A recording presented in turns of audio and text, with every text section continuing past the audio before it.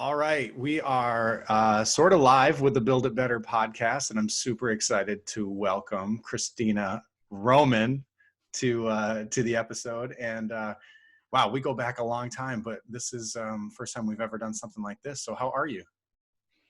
It's been a good decade or so since we last saw each other in person. How about your past decade? Yeah. 10 years or so.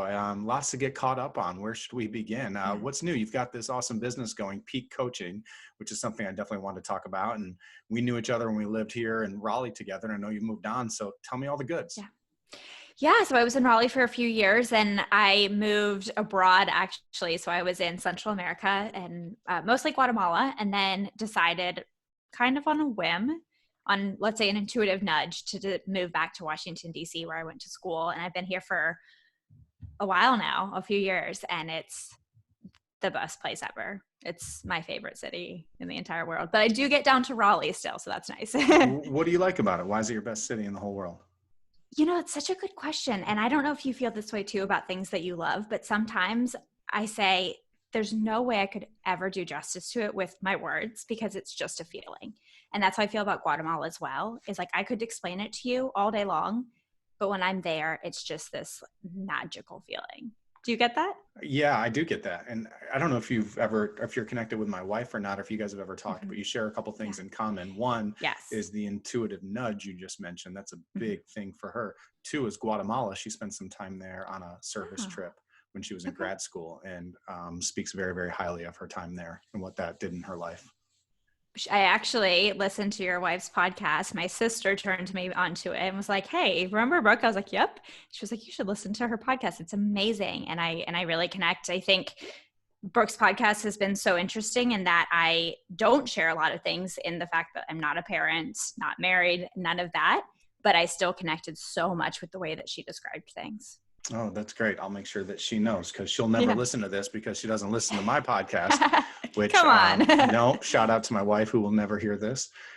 She actually doesn't even listen to her own, which I think is interesting, because I am, I wouldn't say obsessed, but I'm definitely interested in, I want to get better, and everything I do, like I'll listen to it. I'll ask for feedback from everybody that listens to it. I'll take my own feedback, and I want to try and just get better. And don't get me wrong, she's all about self and professional improvement as well. But she just won't listen to it. She's going to put it out there. She's like, "That's what it is. I'm going to put it out into the world, and next time I'll do what I do." And she feels good about that process. And I'm like, wow, that's great. But with that, she also doesn't listen to anything I do. That's hilarious. I'm really curious about that. I would love to make a little pit stop there, just as a fellow content creator. And I'm sure for some people listening who also are creating content in the world, I love that distinction. And I think that those are both totally valid ways to approach it. I'm really curious. This is a leading question, but when you listen back to your podcast, do you ever have you ever listened to the same podcast episode twice that you've done? Yes. Oh yeah. Me? Yes, okay. I have. And do you ever have a different reaction to both times? Yeah, absolutely. It's so fascinating. Yep. And I'm hoping that I'm not doing it just because I like to hear myself talk, but yes, I do. I have the same thing where I've listened to the same episode, which this was more back in the beginning of my podcast. And some days I would be like, "This is so good. This is the best work I put out in the world." And then other days I'd be like, "This is absolute garbage. I cannot believe that I think anyone would listen to this." And I think to me that just speaks to the creative process. I feel you. I get it. So let's talk about your podcast. Fill us all in. Tell us about your podcast. Let's get some new listeners. Tell us all about it. Thank you. So it's called the Peak Podcast. And for the first 2 seasons, it was very much a really high level overview of life. And so I described it as about emotional wellness, personal mastery, and intuition, and how they relate to your life. So I brought on a lot of different really interesting practitioners. So therapists, an existential therapist who works with her clients a lot on death, and a hypnotherapist, a career coach, a pastor, just all these really different, interesting perspectives, someone who does nonviolent communication. And it was all about really seeing the way that they work with their clients and the way that they address their lives at a really, back to that intuition, at a really intuitive level. And not just the tactics and the tips and the tools and the strategies, really looking at it from a more holistic approach. And then season 3, I decided to get super, super specific. So that's the season we're on right now. And it's all about how to end procrastination. Okay. And so I just decided that's the topic that I was seeing was causing the most pain for my clients. And so I decided to just hone in completely, which has been a challenge. I'm not very good at honing in. I know this about myself, but it's also been really exciting. That's interesting. So procrastination, that's a common thing out there. It's not just me. Nope, not just you. As I say to my clients, you're not alone, but it's solvable. Yeah. That's my 2 words. So procrastination, that's always been something that I found interesting, I think. And I guess if I thought about it, I would probably simplify it down to it just wasn't that important to you or something. Going deeper, tell me like, what really is it all about? And what have you been talking about with your clients and what have you uncovered? And, talk to me about that, because I'm probably on a really simple view here. I have to warn you that you're accidentally volunteering yourself up to be coached by me live. So there's no accident there. I'm always looking for coaching. So bring it on. And I'm open book. I always joke with every time I go to podcast, I'm like, I'm sorry, I just coached you by accident. I can't help it. It's compulsion. My whole life, to be honest with you, this podcast started because I wanted to seek out coaching. I didn't have a lot of mentors in my life, like growing up. Like I had very few, and they were much older in life. I didn't have the male role models in my early formative years as I hope that my son now has. And so this podcast was not to get off topic here, but kind of a journey through midlife. It was a journey through loss. I lost a business. I lost my best friend. My dog died. Like all these things were happening. And I was just feeling kind of stuck, right? With little motivation. And one of the things I used to be really focused on was personal, professional growth. And so I'm like, I need to get some outside perspective in my life. I need some mentorship. I need some coaching. And so I started a podcast to have great conversations with people that inspired me and to get some free coaching. So drop it on me, bring it. That's the best part about being a podcast host is you get to just ask people for their advice. Right. It's great. Yeah. So procrastination, coach me. Yes. What's up? Okay. So I think it's really interesting. The first thing that you said is I've always just assumed that it was about it not being important enough. But I want to actually challenge you because I think that that's some of it.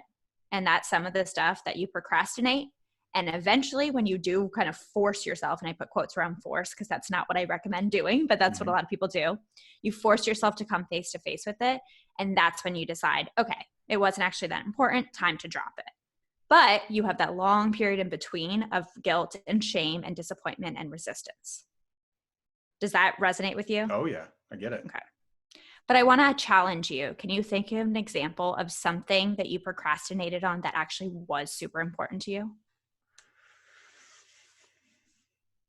Maybe starting my real estate business again. Mm-hmm. Maybe if I'm thinking that's the first thing that comes to mind. I kind of dragged my feet doing it. Mm-hmm. I would think. Why do you think you dragged your feet? I'm guessing that there was some level of fear. Shocking. Right? Never heard that one. Yeah, not so much. I guess it wasn't because it wasn't important. I guess it was probably, there's probably a little bit of fear in there of starting up again. Definitely shame, I'll say shame because I had a pretty successful real estate business about 12 years ago that I just stopped because I wanted to do something else. Mm-hmm. And then to go back in and start it up again, I procrastinated on that because I think I was afraid and had some shame wrapped up around it. Yeah. I mean, you named 2 of the strongest emotions that I hear from people, shame and fear. And so I've never actually said it in this way, but I'd be curious if this connects with you, is that maybe the problem is not that it's not important, it's that it's too important, if we can say too important. Interesting. Too important because you don't want to, get it going and then mess it up. Yeah. Interesting. I mean, you said that. Is that what you're thinking? You said that. I love when people say something, they're like really strong, like really interesting thought, and then tack a question mark at the end. They're like, is it maybe because, right? Is it maybe because it's so important that I don't want to mess it up? Question mark. So my question, is that what it is for you? You're a good coach. I mean, isn't coaching really just questioning until the people figure it out on their own? Totally. No, good stuff. Yeah. That probably is a big piece of it. Yeah. I get it. Okay. So that's where most of your work is focusing right now. That's what you're spending a lot of time on. Yeah. So much time because I've always been interested in productivity. I've always been fascinated by it. And I was actually doing some productivity workshops back in Raleigh. But what I always say is that back then I was trying to solve for procrastination and solve for productivity challenges at the action level or at the tool level. So I'd be like, oh, here's an amazing tool. But I didn't realize that I was missing the entire aspect of the actual feelings and thoughts that were going into how people see a tool. So what I say now, I've actually just launched my group coaching program, and someone was asking me if I had a preference for what tools people used. And I was like, I don't care at all. We can discuss that offline in the Slack channel, but that is not your problem. I promise you, it is not which planner you chose. Mm-hmm. That's not going to solve the problem of your mind. But that's where a lot of us get lost in the details, right? Of those, Yes. that paralysis analysis, or however you say it, like just getting, not starting on something because the planner's got to be just right, or my desk has just got to be organized in the most perfect way, or I really, this shirt isn't my work shirt, I should be wearing something else, or whatever the things are that we get lost in all that stuff that really doesn't matter all that much. Yeah, exactly. Or people say, and I'm not bashing the bullet journal at all. I haven't really dug in. I'm sure would be cool. It sounds interesting to me. Are you a bullet journal person? No, I'm not even familiar with it. I've used the Passion Planner in the past, and now I've pretty much thrown them all out, but no. Yeah. It's just another, somebody will be listening and be like, yeah, I'm an avid bullet journal person. And I always say, if it works for you, fantastic. The system that you use is the system that works. But I think getting super granular, like you said, you don't see the forest for the trees. You miss the whole point of it all, which is to really follow what's important to you in life and to not get caught in the weeds.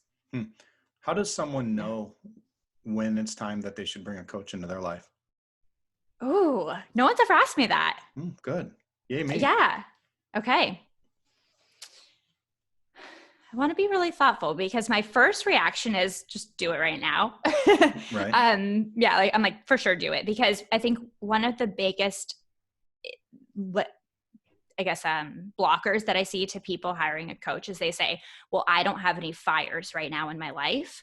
I don't have anything big and dramatic to work on, so I don't want to hire a coach until that happens. And what I always say is, it is the quote unquote boring or monotonous times where you have a lot of mental bandwidth to actually start tackling big things in your life. So waiting till you have a fire might not be a bad idea, but it definitely is not essential to have something big exploding in your life in order to seek a coach. Does that piece make sense? Yeah, that does make sense. That makes total sense.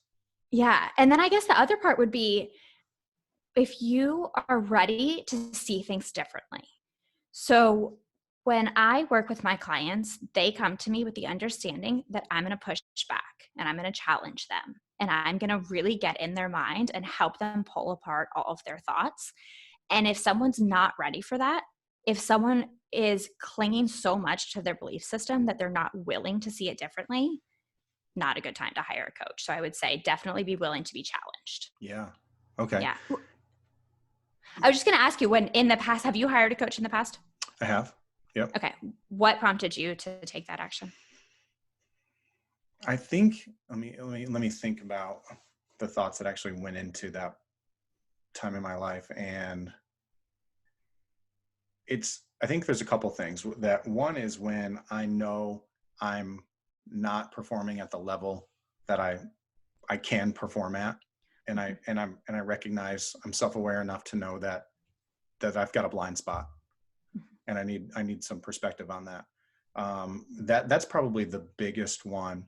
But I guess that ties back into a little bit about what you said, is having some sort of awareness, knowing that you're looking for something different or something more.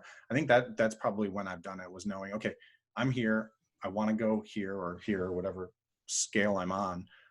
And knowing that there's some reason I'm not there and I don't know what it is. So I need some perspective. Absolutely. Well, one thing that I always find so fascinating about coaching sessions is some people will come in and they'll want to tell me a lot of background. They want to tell me all about a situation that they're in and how they got there. And that's fine, but I usually cut them off. And I'm like, you would be shocked at how little I need to know about your background in order to coach you. The only thing that I need to coach you is one sentence that you say out loud to me, and I can coach you from there. What's the one Just any sentence? sentence. Oh, Like if I say to you, Chuck, what's one of your biggest challenges right now?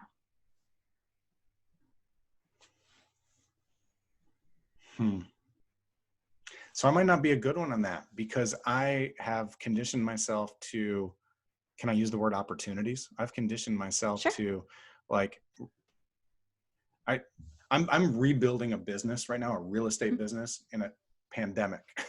So Yeah. there's people that don't want people inside their homes, and I'm Mhm. trying to help people buy and sell homes. Mhm. There are a million different challenges associated with that. Mhm. But so I guess if I'm going to like play along, that's probably what I would say is that right Yeah. now there are some external circumstances that are making the growth of my business a little bit more challenging. Mhm. But if I, through coaching and through what I have learned on my own, I'm going to find a way to take responsibility for that and turn it into an Yeah. opportunity. However, I think Yeah. that's probably the biggest challenge I'm going through right now is that there's some external forces I wasn't prepared for. Yeah, absolutely. So tell me, because I think this is actually really curious, this is really interesting for probably your listeners, is why do you call it an opportunity rather than a challenge? Just what it does for my mindset. It's if I'm Yeah. focusing on challenges, I feel like doom and gloom. I feel Mm-hmm. things are difficult. I feel like a victim. And when I Mm-hmm. say opportunities, I feel powerful. I feel like I'm in control. I feel like I control. I think that's the biggest thing, control. Mm-hmm. Yeah. Yeah. It's interesting you say that because I used to call it problems and I decided not to call it problems anymore. I decided that I really liked the word challenge Mm-hmm. and that actually as a coach and with myself and with my clients tends to set people up to be able to answer, well, something that's challenging me, but it's not actually necessarily a problem. That's a So good this point. came up. Yeah, it's a subtle distinction. For some people, they might be like, that doesn't matter at all to me. It's semantics, but Well, what's funny is Mhm. now I look at that completely different because when you were saying challenges, in my mind, I was hearing problems. Interesting. Right. But now I look at it Yeah. and be like, challenge. I'm like, I'm up for the challenge. Like, give me a challenge. I'll Yeah. go take it on and do it. But in my mind, I was completely associating it with problems. Interesting. Huh. Okay. Yeah. Huh. This came up because of my coach, and she asked me, she's like, why is that a problem for you? And I pushed back and I said, it's not actually a problem. It's just something that I want to improve, but it's not inherently a problem. And so that was where I started getting that distinction between problem and challenge. Yeah. I like it. Yeah. It's funny how I Yeah. did that. And I didn't even realize it until you started to break it down. So who are your clients that are you working with? Like, who's your ideal client? Yeah. But yeah, I mean, can you give me like a package of who that is or Mhm. the ideal person you want to work with, if that's a thing? Yes. Totally a thing. Okay, good. I like the kooky weirdos. Yeah, good. We work Yeah. super well together because I'm one. Sweet, you're gonna love me. Great. Yeah, I work super, super well. And I tend to gravitate towards and vice versa. Clients who are mid-career, so have some years under their belt and identify either as a corporate professional or an entrepreneur. And so whether you're running your own business or whether you work in a corporate setting, totally agnostic to me. We can solve your problems or your challenges, I should say. Yeah, right. And then I work super, super well with people who love that little bit of bluntness. Okay. And Is that how I, you are? oh, totally. Okay. 100%. You're like, Like, yeah, dummy. yeah, come on. It's really interesting. I don't know if you experience this too as a business owner, like really owning parts of your personality, but I feel like a huge part of my personality is that just kind of direct bluntness. And I love doing it. And so working with people who also love hearing it and being challenged, like my clients come to me and they're like, I know you're going to hold me accountable and I know you'll call BS.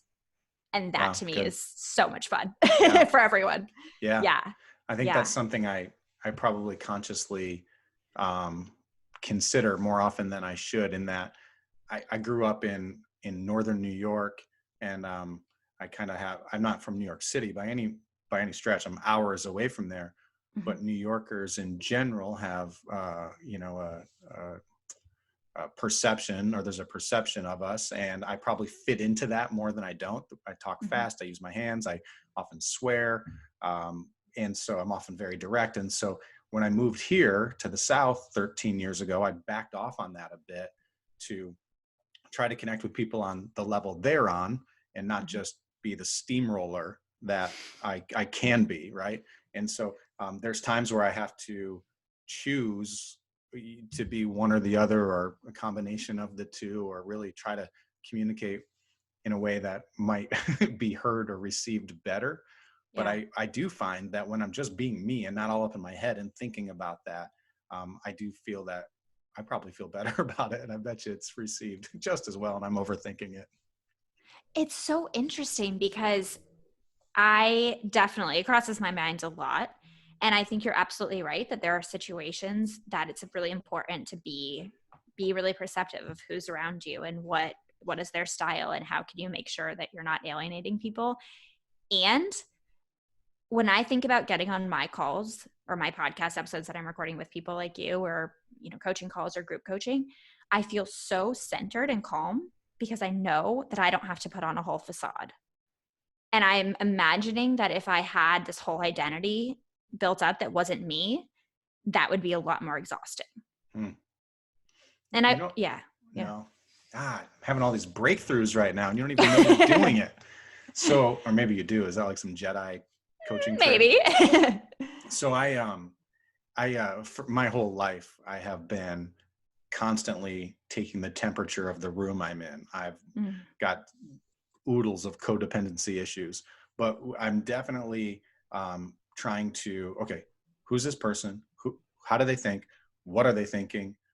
How are they going to feel? How are they best communicated with? Who do I need to become to be that person? Constantly trying to become some sort of chameleon. And it's all in an effort to be liked. All of it is. I know it is. It goes back to, being picked on as an overweight kid. It's all sorts of things. But that's interesting that I do that. And I totally lost my train of thought, but it was based on what you said something, and it was, what was it? Anyway, the exhausting piece. It is exhausting, but I was realizing that I'm not so much doing it because I'm like, I think I want to communicate on their level, which is the reason why I should be doing it. I think I'm doing it because I'm trying to be something maybe that I'm not, just to be liked, right? I'm trying to be more like you, like how I think you want me to be or need me to be or something like that. So I think I do that a lot, which is funny that just hit me. Yeah. What does it make you want to do, if anything? I think just be more authentic, and people, this is what it was. You were saying, people are going to connect to you and you're not trying to be anything you're not, right? You're being you, and this is who you are, and the right people will connect to you. And I think that's the way all of us should be. I think if we're all authentic and we just put ourselves out there and stop trying to be something we're not, because on social media these days, there's a lot of people trying to be something they're not. And they're just like, I want to appeal to everybody. And I didn't realize I was doing it until I just thought about how I communicate with people. If I'm in a networking event, or if I'm in a bar, or I have a birthday party, and I'm trying to manipulate, it sounds bad, but manipulate the conversation. Yeah. I think that there's a really powerful piece of what you just did. And I would love to see you kind of double down on the piece, which is, what is the beautiful part of this? What is the part of this that's amazing? I'm building bridges and I'm showing up for people, and I'm really, truly seeing how I can connect with them in a way that makes them comfortable. And taking that and taking the part that you don't like as much, right? Which is the piece about potentially being inauthentic. And really seeing how you can focus and kind of, I always say, double down on the strength. Yeah. Yeah. Well, have you ever done StrengthsFinder? A long time ago. Yeah. But a long time ago. And I have no memory of it, but I know I did it. Yeah. I just redid it because my friend is here during quarantine and she made me do it. And it's just been on my mind a lot lately, is that idea of really maximizing your strengths instead of improving your so-called weaknesses. So that's true. Like, it's not a total, I'm not beating myself up over that I do it, because I'm not doing it to be a bad person, or to really use the word manipulate again in the negative sense of the word. But it really does, like, I do, because I want whoever I'm speaking with, I want them to feel comfortable always. Like, and if I can find a connection piece, a rapport piece, if there's a way that we can get there, like, I'm going to find it. And that is self-serving a bit, but I am doing it really because I want that person to feel at ease, probably because I didn't feel at ease for a long, long time when I was growing up. So maybe that's the good piece in it as well.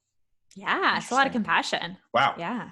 Man, I am a compassionate person, aren't I? Oh yeah.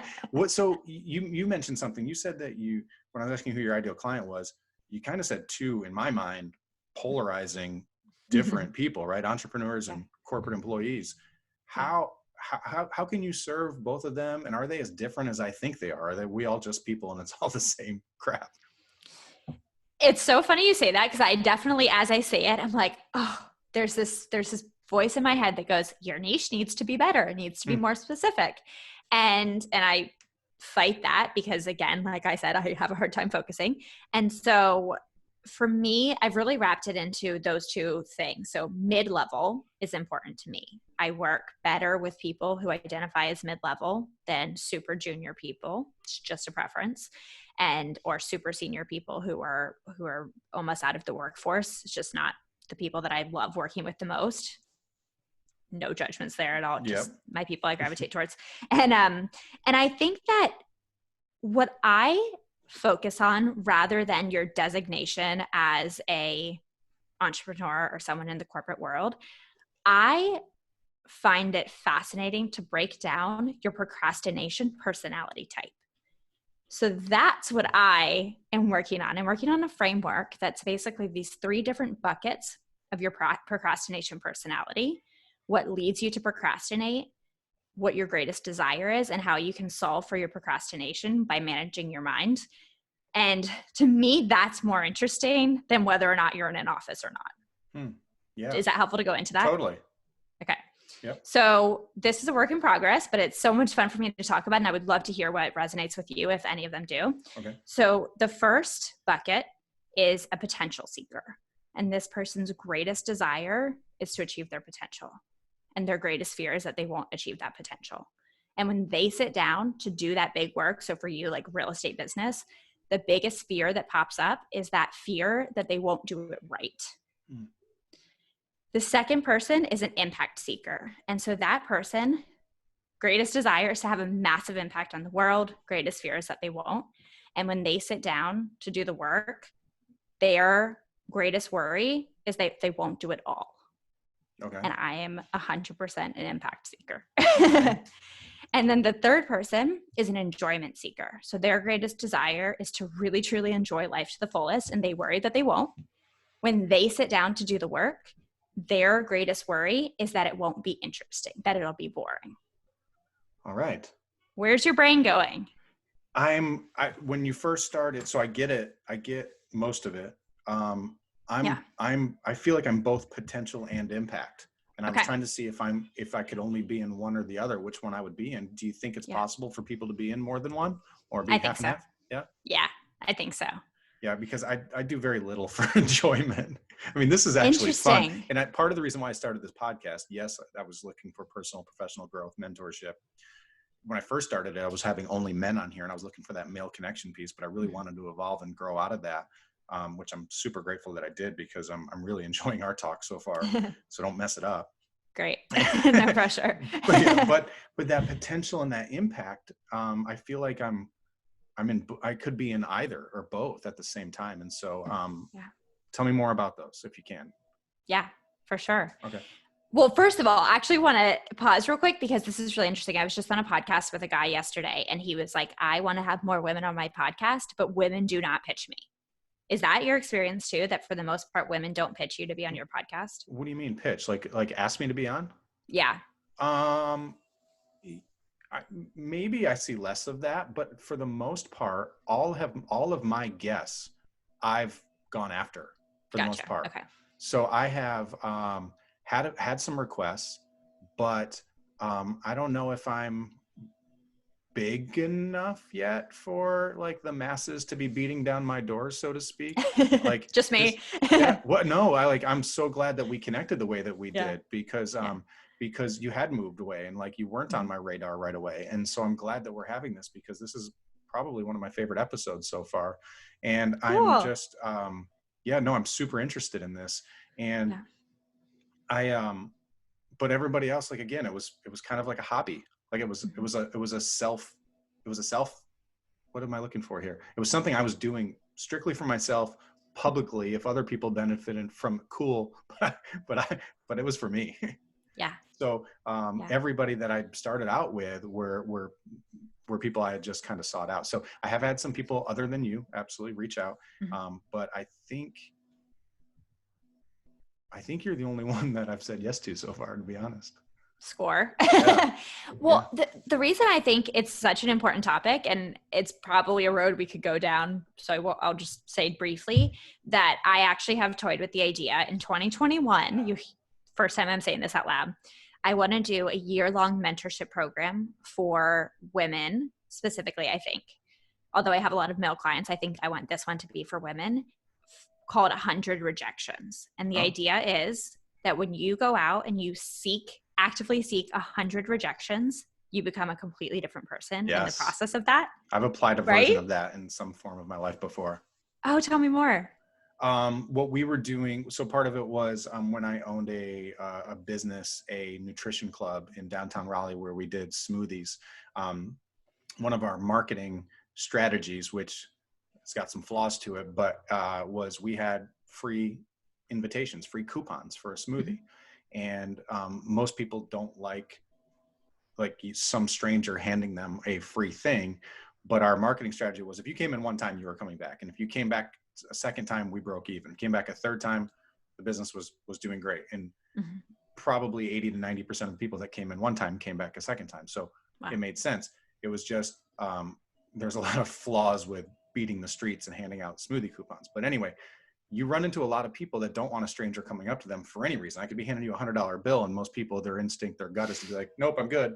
They don't even let you get the words out, right? So the game I would play with myself was I wouldn't go back until I got 100 people to tell me no, they didn't want one. But in the process, I handed out like 2,000.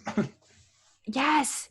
I think that's so wild. So what I've experienced is when I pitch myself and I ask, to be a speaker at a speaking engagement or a conference or whatever, I've noticed that people say yes, they say no, but often they give you a counteroffer. So I've seen this happen a few different times where people are like, no, you can't do speed coaching at our conference, which is one of the things I've asked to do, but you can be part of our mentorship program. Or no, you can't do it, but you can put in a coupon for your coaching. And so I find that I don't count that as a rejection though. I count that as a win. And so it breaks your brain though when you go, okay, either I'm going to get rejected, which is great because I want 100 rejections, or I'm going to get accepted, which is great because that's actually what I want. Then it's a no-lose situation. And I think that it basically gamifies getting rejected, which I think is getting rejected is one of the biggest fears that I talk with people about on a daily basis. Absolutely. Well, it does that. So hopefully it softens the blow of the actual rejection, right, along the way, because if you get 100 of them, the 100th is going to hurt way less than the first. Totally. But also what it does is it focuses on the activity, right? You're going to focus on the actual activity, kind of less than the result so much, because you're probably not counting how many people say yes along the way, or at least you're not getting wrapped up in it. You're like, I just still got to get 100 people to say no. Like, it's almost like, oh man, you're going to have me on your podcast. All right, thanks. I can't wait for it, but I got to call someone else now. Right. Totally. I got to get someone to turn me down. Yeah, totally. Yeah. Imagine what that'll do for your business if you're approaching it that way. And I think a lot of people get wrapped up in the fear and the shame and the embarrassment and the no and all that. And it makes sense. I get it. Yeah. Well, and I'll just say too, before we revisit the actual procrastination framework. Oh yeah. Little detour, but sorry, I do that. No, it was me.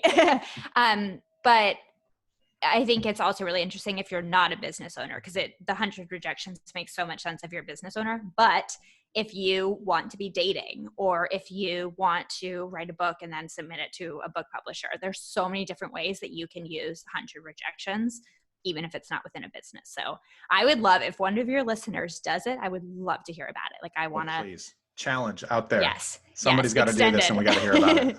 Yes, absolutely. Please. Yeah, for us. But yeah, so back to that idea, the potential seeker versus the impact seeker.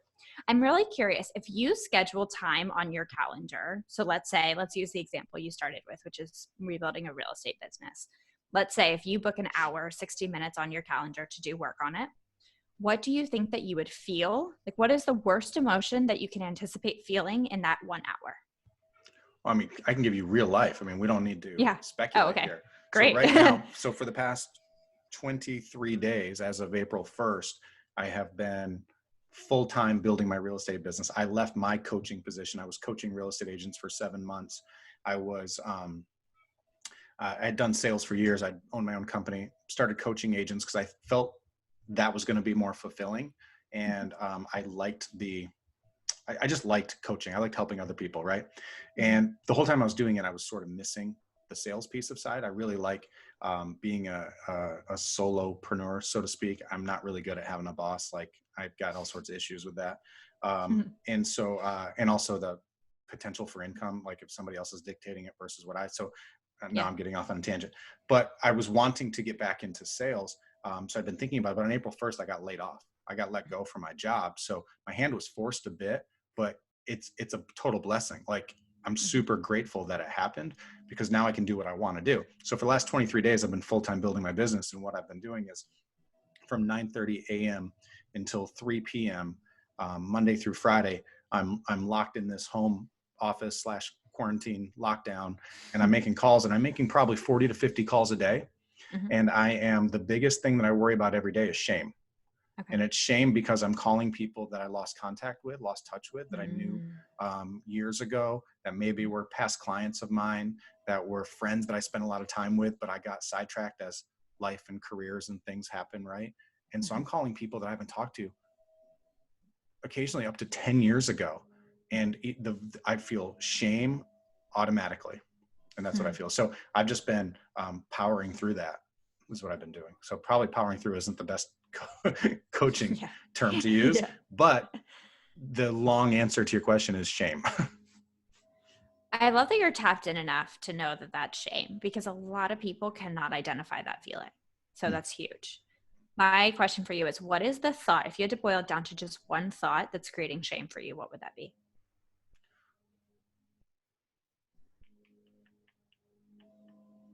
The first thing that came to mind was missed opportunities. And I don't know if that's it. But I think the shame piece of it was I pride myself on being a relationship builder and a connector. And I tell people that. I have a podcast that's about that now. For years, I've been saying that. I started a networking group that was all about bringing people together. And it was my life. And then I walked away from it for a couple of years while I did something else and started a family. And now I feel ashamed that I wasn't integrous maybe about that, right? I said I was going to do this, and then I kind of didn't for a couple of years. That's the thought, right? I think so. I wasn't in integrity. Yeah. So it's so crazy that one thought creates shame. So I'm really curious, off the mics afterwards, and I'll check back in with you, but I'm really curious if you look at the past and you look at how you handled things and you go, okay, I can literally not change the past. I cannot argue with it. The only thing I can control is me now and me in the future. I'm really curious a way that you could choose to see differently that idea of not being in integrity. Like, how could you turn that so that that becomes the exact thing that you need right now? Well, I will definitely be excited to figure that out, because I'm usually pretty good at reframing stories in ways that are more self-serving, but this one's been a challenge for me. Challenge. Not a problem. First thing that pops into my head, which you can steal if it fits, and if it doesn't, find your own, but it's just this idea of like, this makes me human. That's good.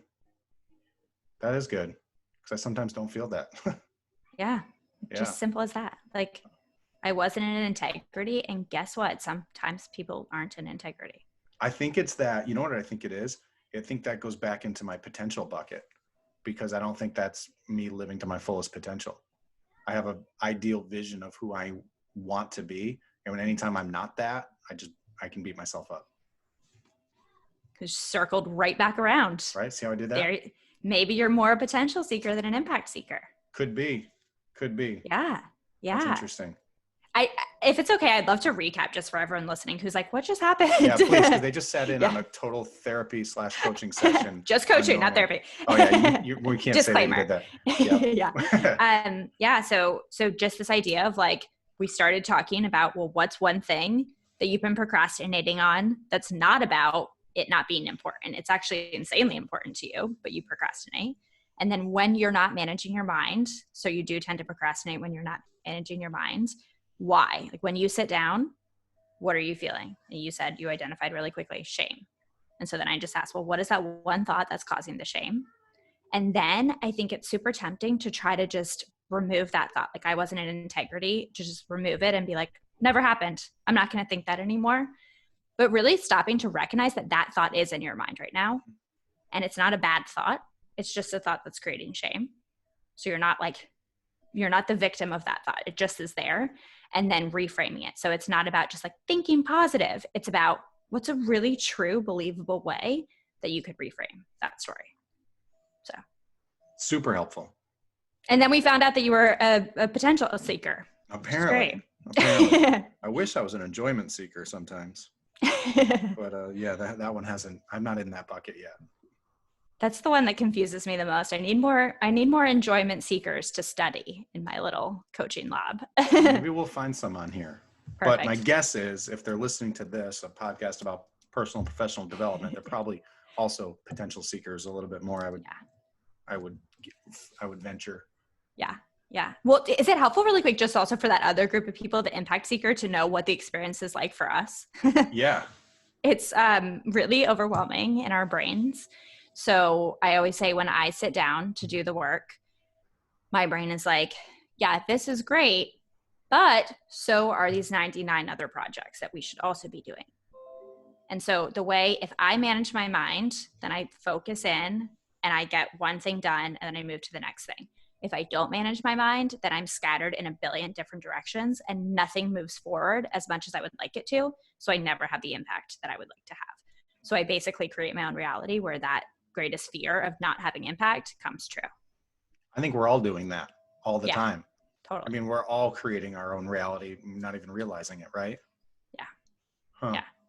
I was just having that conversation with somebody else that it's was the exact same topic came up. Yeah, funny. Now I'm going off, but yes, that happens so many times to me. I'll have a conversation with somebody and then literally I'll do a podcast and the guest will bring up the exact same thing. Wow. Yeah. Synchronicity. Because I've said this a million times. If you've listened to this podcast at all, you're going to be bored to death with this, but I don't believe in coincidences. I believe that things happen for a reason and we need to be aware that they're out there. Like signs from whatever you want to call it, God, the universe, just things are telling us something if we pay attention. And sometimes it's a tap on the shoulder and sometimes it's a hammer on the head if you're not listening to the taps on the shoulder. And there are often times where I am more open and more aware of them. I'm more tuned in. I'm more mindful. I'm more in here versus up here. And I'm pointing to my heart and my head for those of you listening. But so there's times that I get it more than others. There's times where I feel the tap and then there's times where I need the hammer. And often these little conversations I'm having with people, if I can notice it, which I just did, then that's actually a good thing. And it's telling me something. So anyway, tangent. Now they're all the tangents make sense. Yeah, I hope so. Okay. So what have we missed here? So I get who you're working with. I've got the programs that you're working with. I want to know more about, so the podcast, is that a all-encompassing reflection of what you're doing in your coaching? Is that something different? How do those tie together? What's that about? Yeah, it's a really good question. I think that admittedly, my podcast is the redheaded stepchild of the coaching business. Okay. And not intentionally. So a year ago, I decided I wanted a podcast and I actually made a bad hire in my business that did not work out to manage the podcast. But then I hired my current podcast manager. He's like a godsend, just the best, coolest human and podcast manager. Well, that's cool. Yeah, he's the best. And I always say, I'm like, I would not be podcasting without his help. So really speaks to the value of a team. And that first hire, I didn't trust my instinct. And then it backfired. Yep. And this time I trusted my instinct, which was great. So I was just talking to him. I was like, I feel bad because I don't give the podcast as much energy and time as I feel like it maybe deserves. But it's interesting. I don't know if you experienced this. For me, writing an email to my list, I can literally whip it out in like 10 minutes, no problem. A podcast, like coming on a podcast like yours is the best of all worlds for me. I get to show up, you ask fascinating questions, we just get to engage, it's relaxing, I feel super calm. When I run my own podcast, it just feels so much more intense. It's like every part of my brain, it challenges all different parts. It challenges like the part that doesn't want to be technical. It challenges the organization part. It challenges the schedule and the structure. It's just like all parts of my brain, I feel like, are kind of just challenged with my own podcast. Do you experience that too? Oh, I can totally relate. And this is, I mean, I've said this too. I'm on a no budget podcast. Like I'm in my home office, like, which is my guest bedroom right now, doing this on Zoom. I produce it myself, which is really little production. And it's overwhelming to me because we're on camera right now having a conversation for a recording that'll be on, on all the podcast platforms for people to listen to. But I'm anxious as heck right now because we're on camera and I've got a little bit of notes over here. I want to make sure I look over, but I want to make sure that I'm focusing on you and I'm not looking like I'm distracted, but I want to ask you good questions. And so I'm trying to think a question ahead, but listening to you and your reply. And then I'm like, oh yeah, we did have to schedule this. And I want to make sure that we don't miss that. And like, it's all the things that overwhelm me and cause me anxiety. If you and I could just sit here and talk. Yeah. I love that. I'm all about that. It's all the other stuff that goes with it. So I can totally relate that it's a bit overwhelming. Okay, but this is super fascinating because I have my answer mostly, but I'm like, okay, so we both sound like we don't so much enjoy the process of it, of the actual behind the scenes. Why do you do it? Because I like to think that I have abundance mindset in like most areas of my life. In this, it's total scarcity right now. I'm not willing to hire somebody to do the things I don't like to do yet. So I'm trying to do them all myself, but it causes a traffic jam, a log jam, a roadblock for sure, because, this is the first episode I've done in weeks, and I've got more planned, but I've just gotten bogged down with all the other stuff that goes with it, with making it, producing it, promoting it, scheduling it, launching it on this platform, that platform, doing the videos. So like, I don't like doing all that stuff. I like doing this. I like the conversation piece. So the things that come with it, I think scarcity mindset. I haven't been willing to hire somebody to help me. What's your fear with the scarcity mindset? Getting laid off 3 weeks ago, starting a new career from scratch, 100% commission role, building real estate business, in a challenging time, holding tight to any, I'm going to use the word unnecessary expenditures, even though, and the other part of this is like, that stinks to say that because this is necessary to me, but, I don't have a big vision for this podcast yet. It's still kind of a hobby and it's still kind of fun. And if this leads to business for me, great. But this is hopefully leading to me being a better human. And so I guess I can deal with the other stuff that comes with it right now, because it's not a money-making thing. Yeah. I'm really curious. So this is, I've thought about this a lot, but I'd be curious if you were to outsource one piece, like the piece that you would most love to get off your plate, what would that be? It would be post-production, I think. Yeah, because everything else is like, I can schedule it and I can talk. Yeah. I think that would be it. Be doing the stuff afterwards. Yeah. Making it look pretty, putting it on the platforms, turning this video into something that's, visually appealing. I think it'd be the post-production. 1 to 10, how important is it to you to get that off your blah, blah, blah, blah, can't talk, to get that off your plate? That's part of it too. It's like a 4 or 5. Yeah. It's not very important. The reason I'm asking is because I'm curious, like, again, this applies to any project ever, for anyone who's listening. So I always like to know, like, well, if it was one thing, because I think it can be so daunting to be like, okay, I just want to get rid of all these tasks, but just what is one task? And then how important, right? And if you're a 4, maybe not worth solving for, but if someone's like, yeah, this thing that I would love to get off my plate is a 9, that seems worth solving for.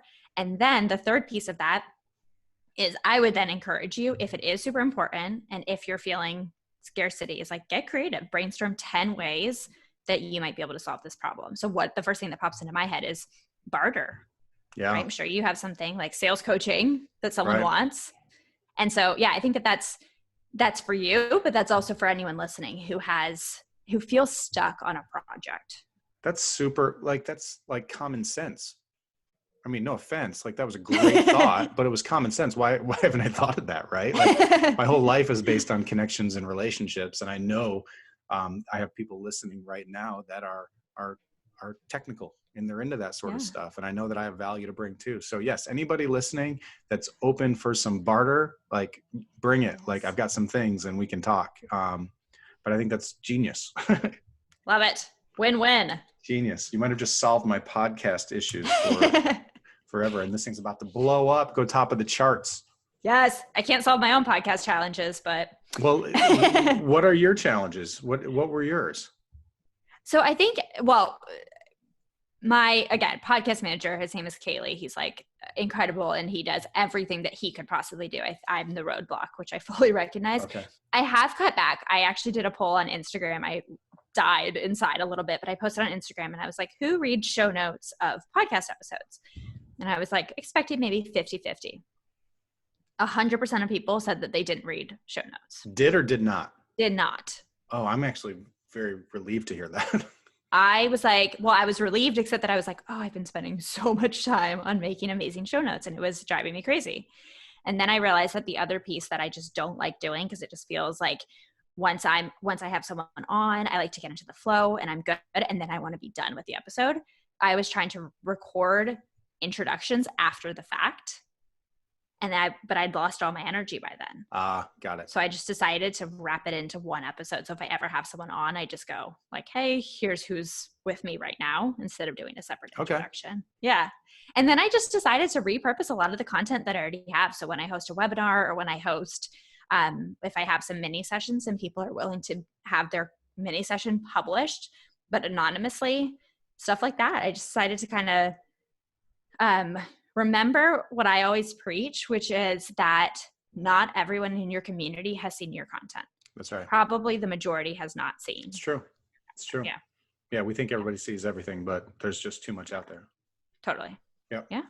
Okay. So your podcast though, is it for people, if they're not connected with you yet and they want to check it out, like who's it for? Is it for someone that's looking for some coaching influence in their life? I mean, it ties together with that, correct?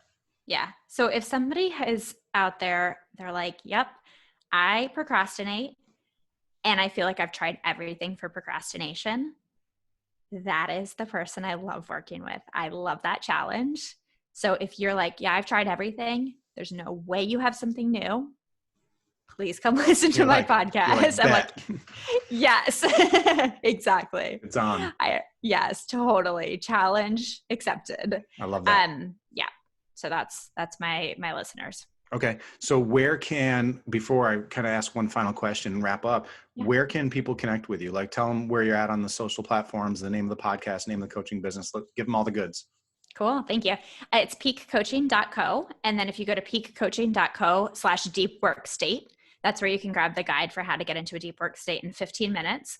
And so that's just a step-by-step process for actually doing focused work. So I'll invite you to do it when you sit down to do your real estate business. Will do. Yeah. And then the Peak Podcast, any of the big podcast platforms, you can find the podcast there.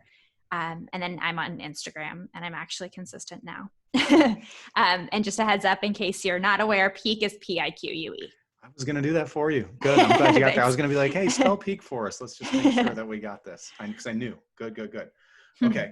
Cristina Roman, not Roman. That's right. Cristina Roman. I'm so excited you've been here. And I've got one final question for you. My whole podcast is about personal and professional development. It's called Build It Better. What area of your life are you currently working on to build better? I'm working on my personal relationships. I am working on, I feel like anyone listening is going to be like, yeah, I'm working on letting people be themselves in any way that they want to be in the world. That's good. And not controlling them as much. That's good. And that was so really hard. To say, I can tell. Totally I'm like beet red. Yeah. I'm like, but the people should be what I want them to be, no? I feel you on that one. Oh, so hard.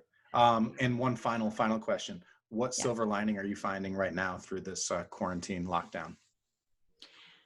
I get to watch so many amazing people finally decide to solve this problem of procrastination and of not being able to finish their projects.